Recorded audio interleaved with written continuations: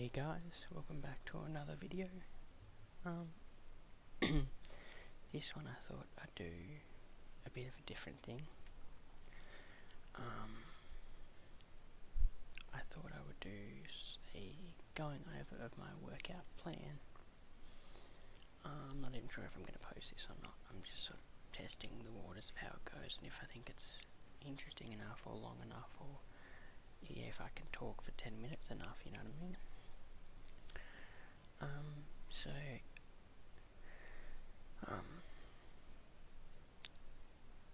I'll just tell you about my gym history. I started going to the gym when I was about, I think, 14, and I'm now just about to turn 17, so it's almost 3 years, but the first probably year I wasn't going, or maybe, a year and a half, I didn't really know what I was doing, and for the first 6 months I wasn't going, very regular. It was like once a week with my dad. So probably for the last sort of year, really, year and a half, maybe tops, I've sort of known what I'm doing. At the gym, my diet's never been on point.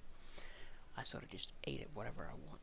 Like, sort of losing weight, I'm trying to lose weight, but I'm not eating super clean all the time or looking exactly at my protein and all that stuff. So I'm sure my results haven't been as great as they could have been if my diet was on point, but I don't really want to have to do that because I don't think it's fun at all. And I just still want to enjoy my life and eat food and still go to the gym. I mean, I'm still getting stronger, so, I'm feeling alright. So back in, when was it? I think it was December last year, I started 5x5, and I got my squat 1 rep max from 100 to 110, my bench press from 60 to 72.5,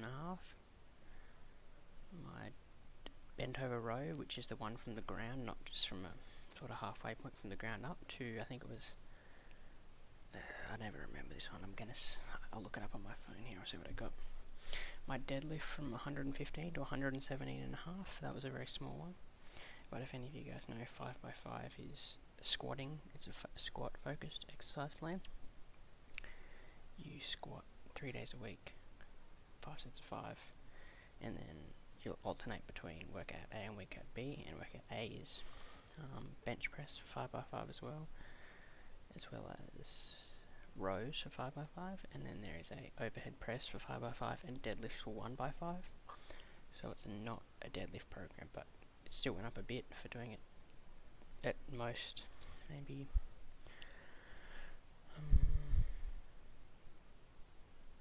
15 times, 15 sets of 5 over the whole course of it, over 10 weeks the program. So I mean, it was pretty alright. It was real. It's supposed to go for 12 weeks, but it was so tough and so tiring and so boring. Like at the end of it, I was like, 10 weeks is enough. I am finished. So yeah, let me just finish reading out my Stronglifts thing. I figured I'll do it once every 6 months or so. I might do it again, probably after. I might do this block and then maybe one more block of this, and then I'll jump onto 5x5 or do another program in between. So my starting 1 rep maxes were overhead press 45, squat 100, deadlift 115, barbell 70, bench press 65, sorry. Overhead press went to 47.5, which is 5.5% stronger. Pretty impressive for me, to be honest. Like, you got to think about it in percent, not in terms of weight. Like, just look at the percentage when you do it. If anyone out there is new to weightlifting or wants to get strong as, and it can be, only wants to go 3 times a week and get strong in the squat, bench and deadlift, particularly squat, try it out. Do it for 10 weeks. If you can do it for 12, even better. But I got bored as, and I would recommend going with a friend, because I needed it by myself, and it was boring as shit towards the end. Squat went up by 10% to 110 kilos, which wasn't, it was pretty heavy. I couldn't do any more, so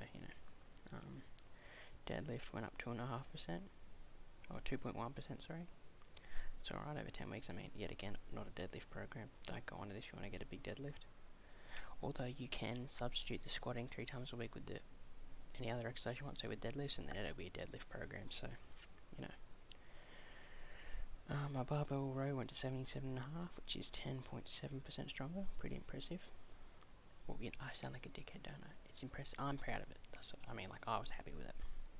My bench press went to 72.5 from 65, so 11.35% stronger. So, and when you're doing it, I follow the weight. Download the app and follow the weights the app gives you.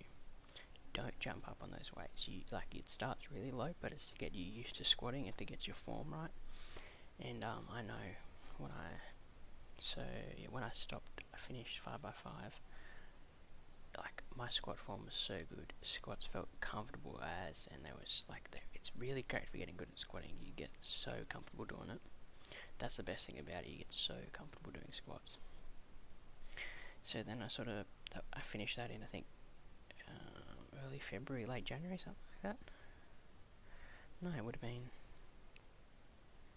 When would it have been if I started in late December? I'll check. Still have the app here.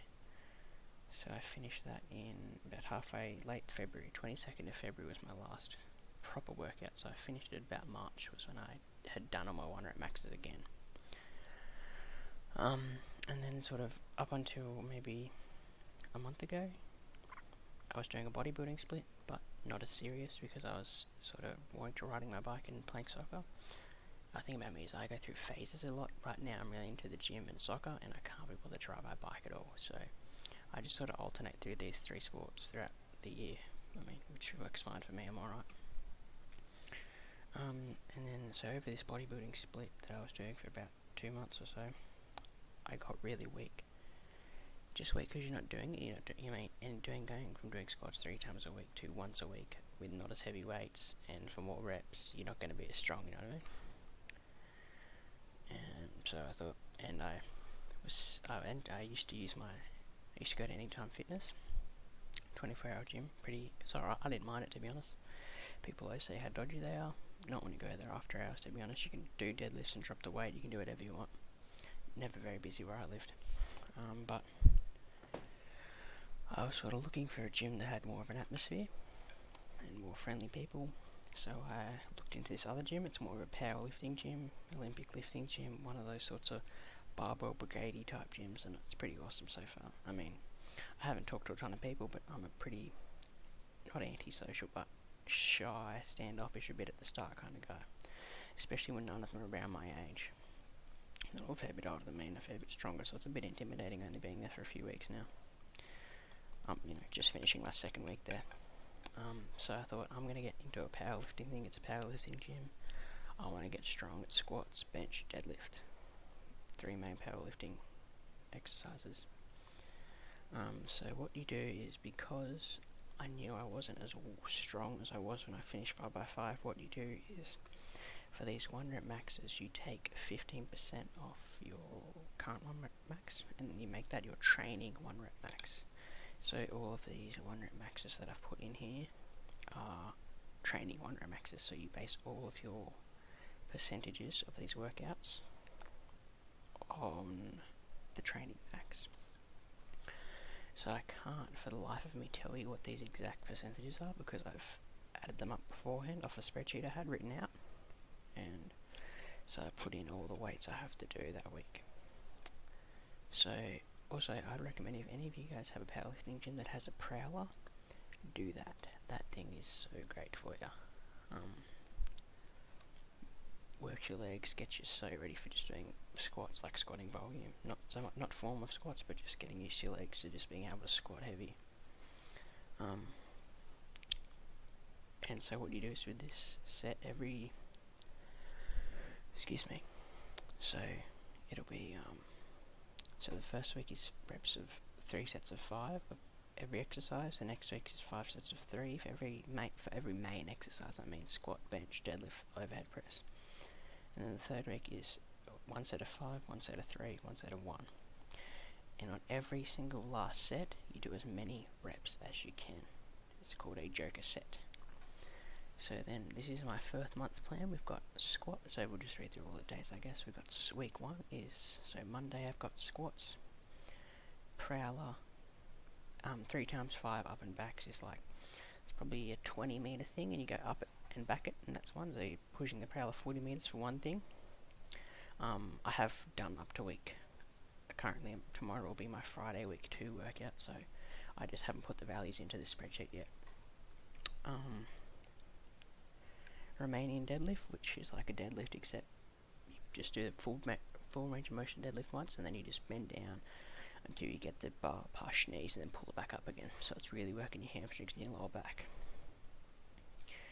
And then we've got pull downs and landmine 180s. So it's pretty light on the accessory movements, which is supposed to be. That's how powerlifting workouts are. And so that's why they're really high reps, low sets, high volume. And there's only a few of them.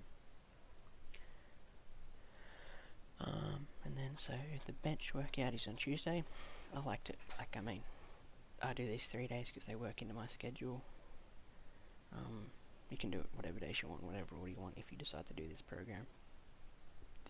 This one was actually designed for me by a professional strength and conditioning coach who's currently I think he was the strongest man in Australia for his weight class at the recent Powerlifting Australia meet. So, he knows his stuff. And he designed this one for me, so if you guys want to steal this one, take it.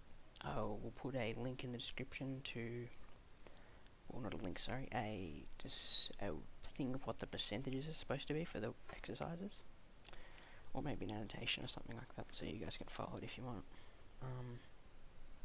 So yeah, we've got bench press, incline hammer press, which is like it's a bench press with dumbbells, except it's like a dumbbell bench press, except instead of facing how you normally would, you just turn your arms 90 degrees. So it's like hammer curls, but you're lying down and you're pressing.